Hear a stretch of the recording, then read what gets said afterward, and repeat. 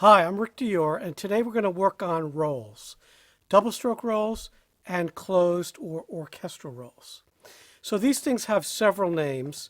The double stroke roll is also called the open roll or the rudimental roll or the 32nd note roll. The closed roll is called that or an orchestral roll or the buzz roll. So today we'll call it the closed roll and the open roll, and they're two completely different things. So I was fortunate enough when I was younger to study with some great teachers. These were great percussionists and technicians. So they included Buster Bailey, Walter Rosenberger, Fred Hinger, and Joe Morello. All four of them were great players, but each of them had a different approach to playing rolls. And I got from that what I assumed was the correct way to play rolls.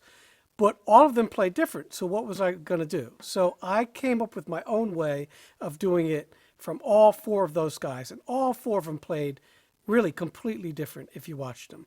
They did have one thing in common, though. They all played traditional grip. Now, I'm not saying that's a better grip at all, but they did do that. So today we'll mostly be playing traditional grip, but we will play some matched as well. And you can play beautiful rolls with matched grip as well. So that should not be a concern for any of you.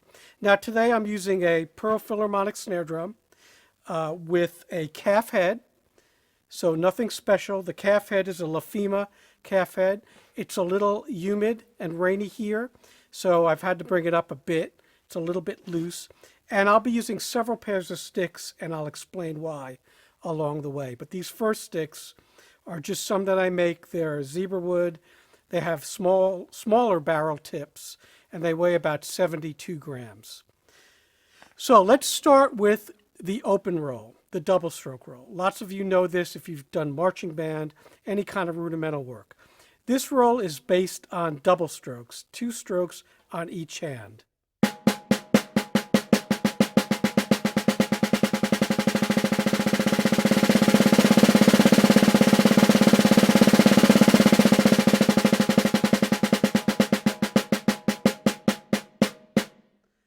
So that's really what it is. It's normally based on the 32nd note of whatever tempo you're in. So if this was my tempo, 1, 2, 3, 4.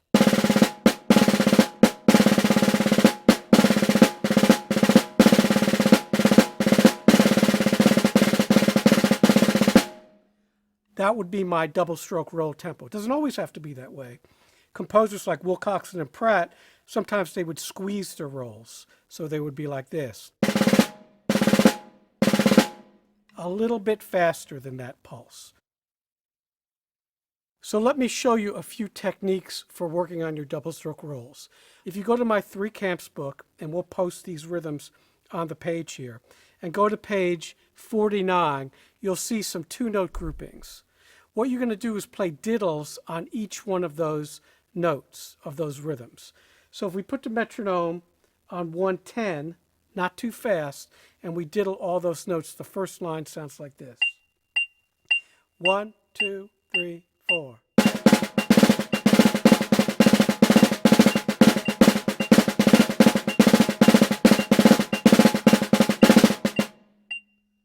So you'll see there all those notes are diddled, and this is tremendous for developing the ability to play short double stroke rolls. We'll play a little more of that for you. 1, 2, 3, 4.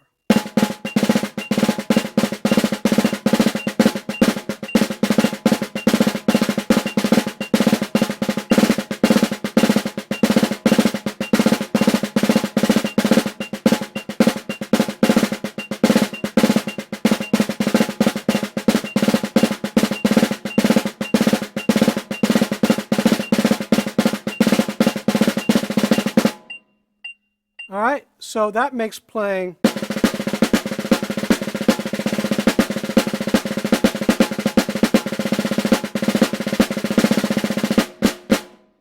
much, much easier. So I would suggest you take any rhythmic exercise in any book and try to apply diddles to those rhythms.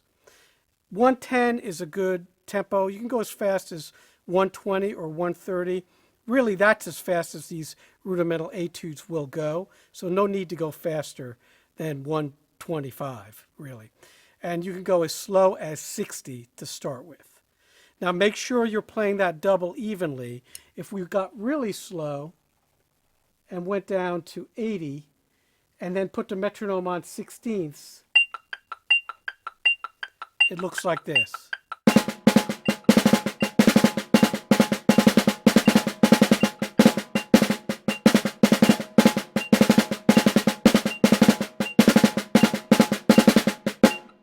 So you see my fingers moving under there for the double.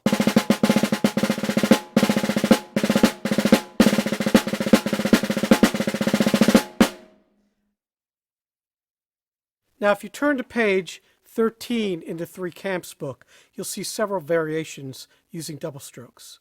I really like to use these to practice, to warm up. So let's try number 1 in double strokes. We'll do this at half note equals 100. 1, 2, 1, 2, 3, 4.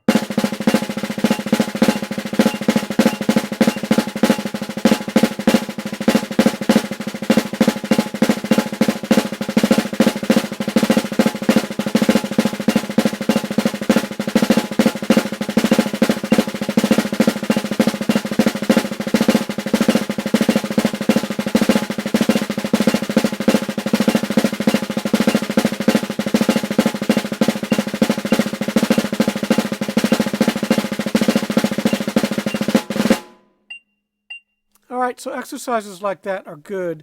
They're very repetitive, kind of redundant for getting your doubles together. The next one, Three Camps in double strokes number 2, is triplet based. So that would go a little faster. Let's say about 142. 1, 2, 1, 2, 3, 1, 2, 3.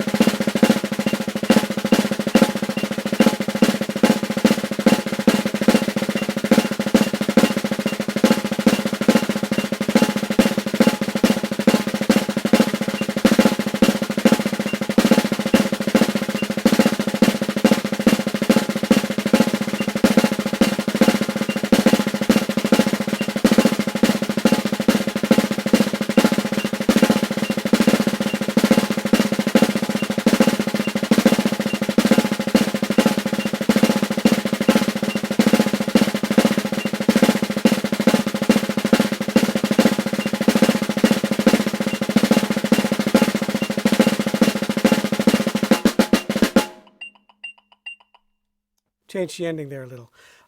These are great, and they do take a lot of endurance.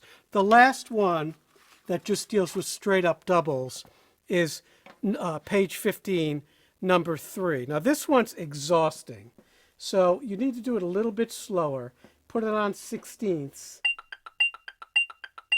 and let's say 110. 1, 2, ready, go.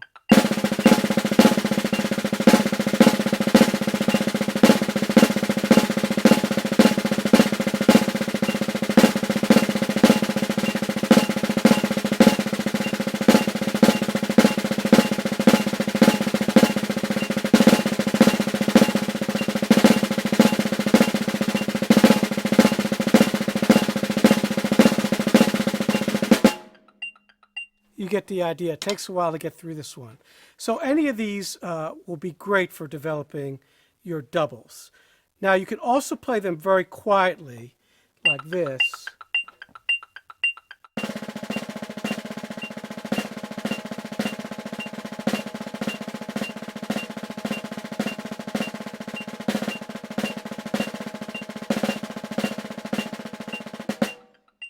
So I definitely recommend playing all of these double exercises that we went over quietly as well.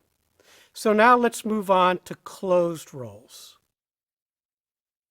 Now a closed roll is different. That's with buzzes. So that's like this.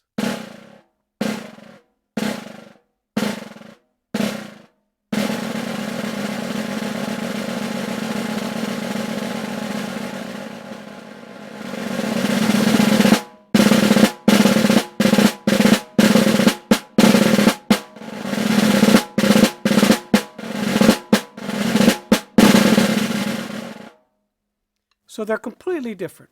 So whereas the double stroke relies on 2 strokes on each hand, The buzz roll relies on a long buzz of not predetermined nature. Although, I'll tell you a quick story here. When I was in college, my teacher, Fred Hinger, loved to record his students on a reel-to-reel tape deck, which is an old kind of tape deck, and then slow it down so he could hear how many strokes there were in each hand. And if you had a good roll, normally there'd be 3 strokes in each hand, like this. And they wouldn't necessarily be too even, wouldn't be like a triple stroke roll. It would just be very slow, 3 strokes in each hand. So he had it in his mind that that's what made a good close roll. Now, there's really no way to practice that, but I guess he was just interested in that. And it is interesting. The way I practice closed rolls is this. I will buzz each stick separately and get the longest buzz. And the technique works like this. You press down the stick, so you apply a little bit of force, not too much, and then you immediately release like this.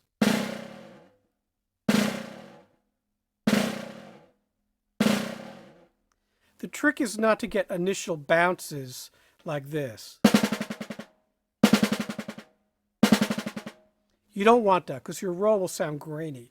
So you want to get as many or as long a buzz as possible without individual strokes. So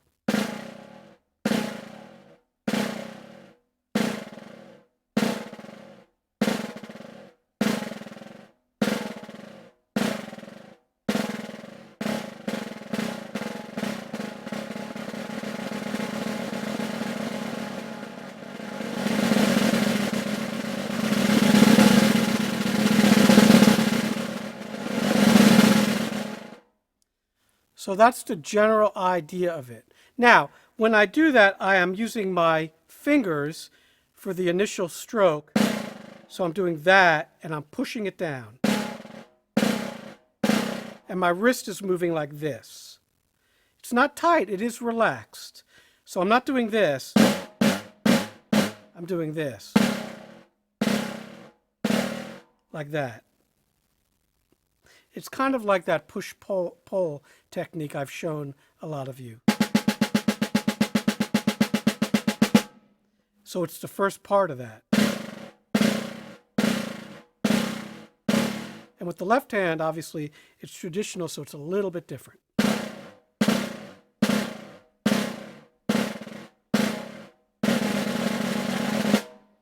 Now, there's lots and lots of exercises you can do. One that I really like to do is set the metronome on a specific tempo and then play buzzes within that. So in other words, if we're at 130, that's the quarter note.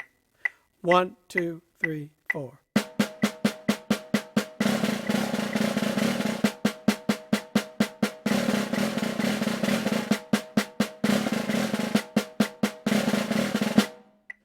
Now, obviously, right here, I'm not concerned about playing a smooth roll. I'm just concerned about generating and developing that buzz. But if we play different note groupings within that tempo, then we'll get a smoother buzz. So if I play eighth notes and then eighth note triplets, and then buzz those, I'll get this. 1, 2, 3, 4.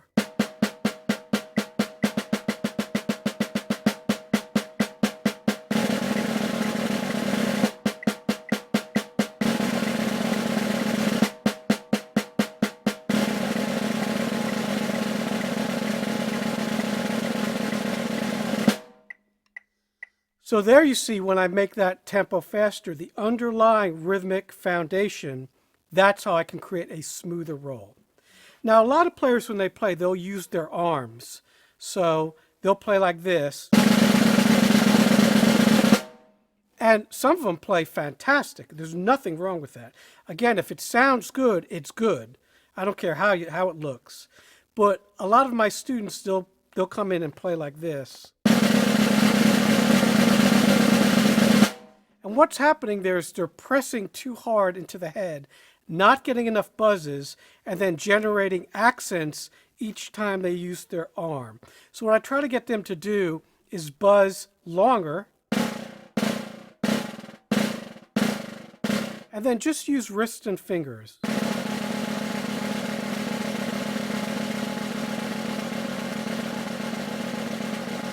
instead of this, where the whole arm is sort of an extension of the stick.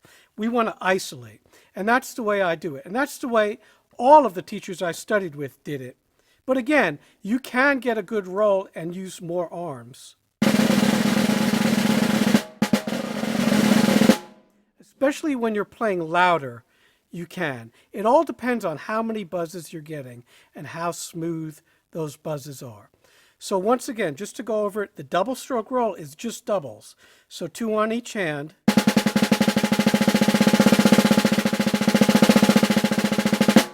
And the goal for there is to get the doubles even.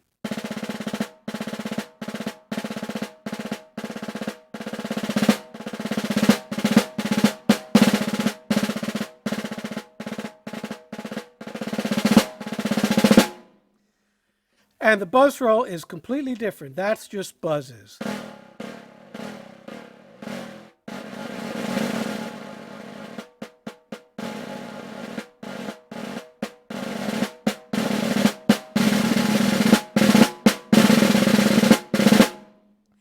Now, some of my teachers played with a more side-to-side motion like this.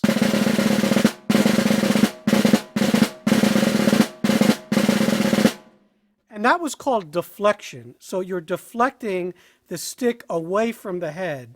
So it's kind of like a rock when you throw a stone into water and you get it to skip. It's skipping, it's deflecting.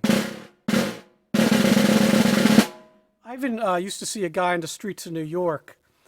This is a guy, he had a drum in a shopping cart. He had a name, but I can't remember.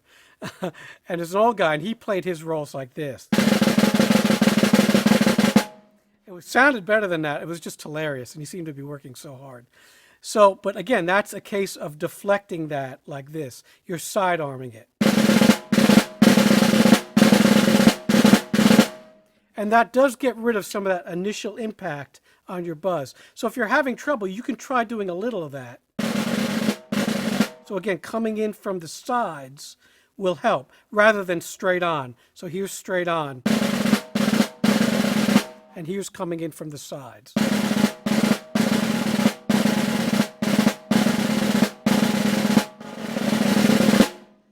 That's definitely a thing you can work on that helps, for sure.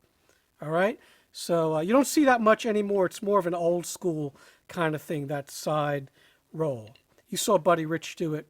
You saw Joe Morello do it some. You saw Billy Gladstone do it. I never saw him do it, but I heard that's how he did it. All right, now let's talk a little about how to develop these things and how to practice. The first way to practice is, like we said before, is set a rhythm, set a metronome tempo, and then try to play different rhythmic groupings. Because what's going to happen is you're going to play music at different tempos, and to get a smooth roll, you need to be able to subdivide those different rhythmic groupings. So if I just played 16th notes off of this 130 tempo, it would sound like this.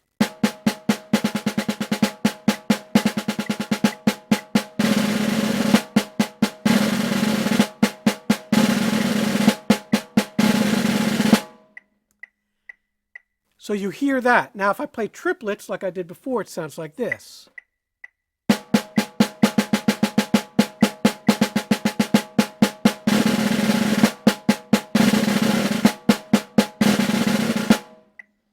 So you have two choices. You can play a more relaxed, slower roll, or you can play a more intense 16th note roll. So the slower one is the triplets, the faster one is the 16ths. So unlike double stroke rolls, which are 5s, 7s, 9s, they're counted in the doubles that you play. These buzz rolls are counted in the underlying rhythmic grouping. So there's no such thing as a 9-stroke closed roll.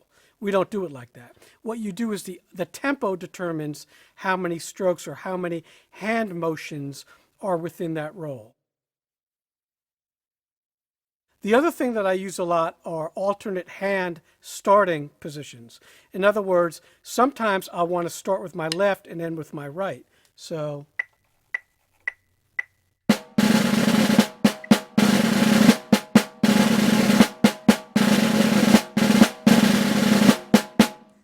What that does, it gives me some extra notes to make up the time.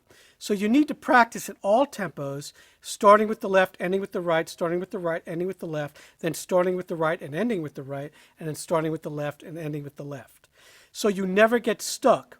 Now, if you play with an orchestra like I do, conductors, most of them are notoriously inconsistent, I should say, with their tempos, especially from rehearsals to the concerts where they get a little excited. It might be a little faster, but even 2 or 3 clicks faster can affect your roll speed.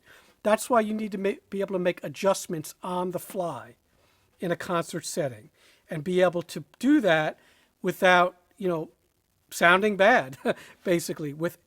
You need to be able to end the roll correctly in time. Otherwise, you being all the way normally in back of that orchestra, it's going to be perceived as late by the conductor and the audience. So it's very, very important you can start that closed roll with either hand and then at either tempo and any tempo. And the way you do that is, again, set your metronome at any tempo. So here's 149.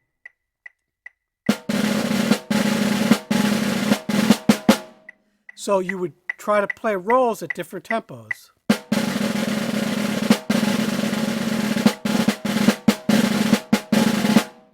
And there I'm starting with the left or the right.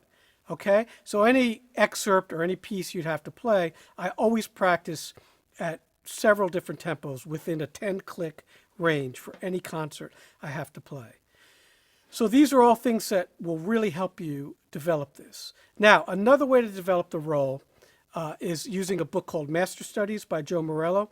He has a section that starts on page 20 that's called Buzz Roll Studies. And what this is they're just individual buzzes on each hand, and then you're playing stickings. So the first one is...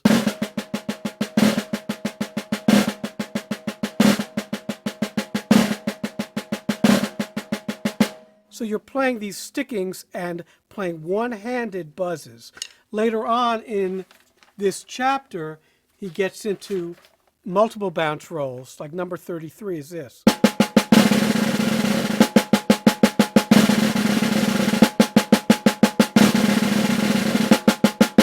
And if you do this at all tempos, it's tremendous for developing your closed roll and getting in and out cleanly.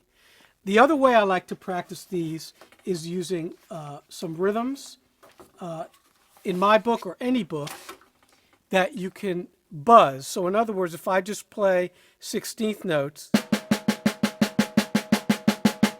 you could play written rhythms as buzzes. So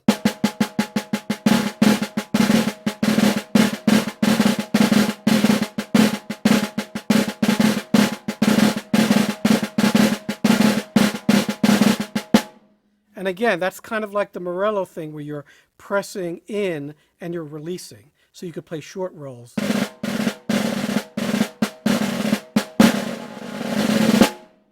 All right, so those are 2 ways I love to practice. There's also books, and I'll list some during this video, that are great, and a few by Mitchell Peters and some other writers that you can get to develop your rolls. But they're all pretty much the same. It's using underlying rhythmic patterns and playing buzzes within those. Okay? Now, let's talk a little about some roll effects. So a forte piano roll is a loud hit, and then you're coming down. The way I do that is I'll hit the roll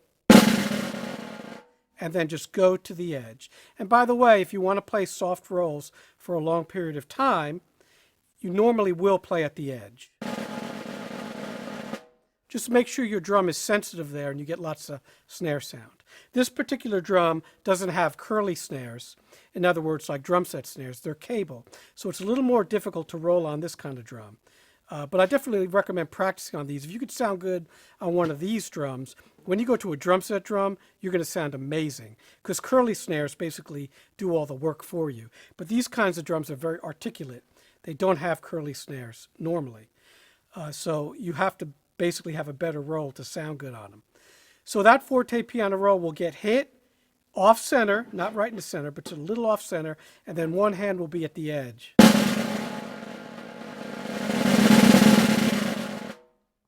Now, as you do a crescendo, if that's what's written, you will put more strokes into that roll. So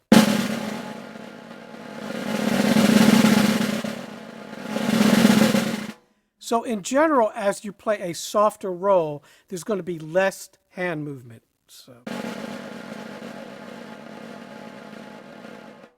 As you play louder, you're going to use a little more forearm and a little more speed.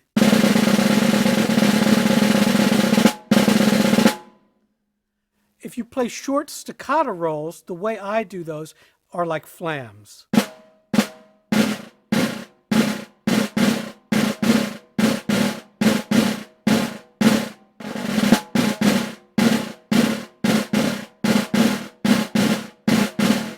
All right, I do the sticking right, left, so a left flam. You could do any way you want. I don't do both together like this because they tend to cancel each other out. So you want to do kind of a flam, but buzz each one.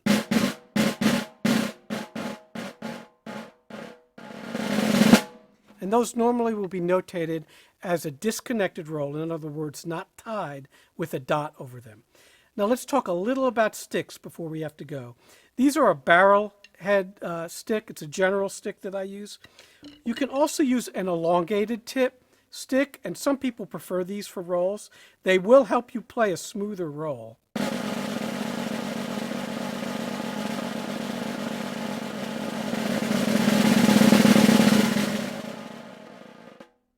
Because the tip's longer, so there's more surface contact. These are some I made out of zebra wood.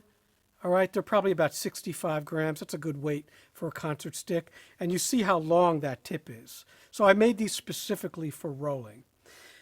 Another good thing that you can do if you have to play a lot of soft stuff, I call this a razor tip. I also made these. These are made out of Paduke, but they have a very small, sharp tip. So there's not a lot of surface contact, but for soft playing, they're awesome.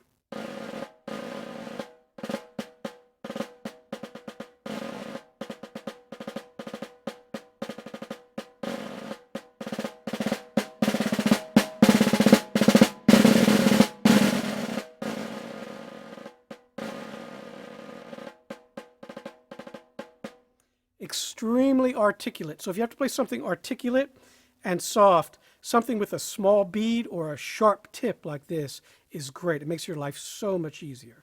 So it's good to have a lot of different sticks to choose from if you're playing professionally. Certain pieces, you might want a certain stick. You might switch in the middle of the piece. Now for drum set, you can just use obviously your drum set stick, and it's going to be easier, like I said, because the curly snares will make life so much easier on a regular drum set snare drum. The only other thing I would suggest is maybe practicing on a pad. I have one here. If you do this, it's a really good idea to try to get it smooth sounding on the pad, which is really hard to do. Don't use a rubber pad. This is a drum mute. I think Sabian makes them now. So you would just play the closed roll like this.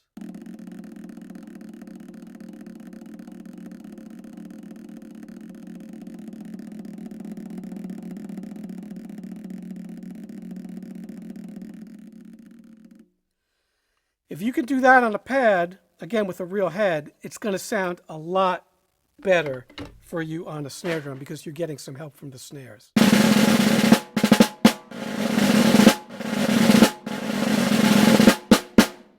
Now again, I'm using a calf head. It's a little harder to play on, but I just love the warmth of it, and it's very thick sounding.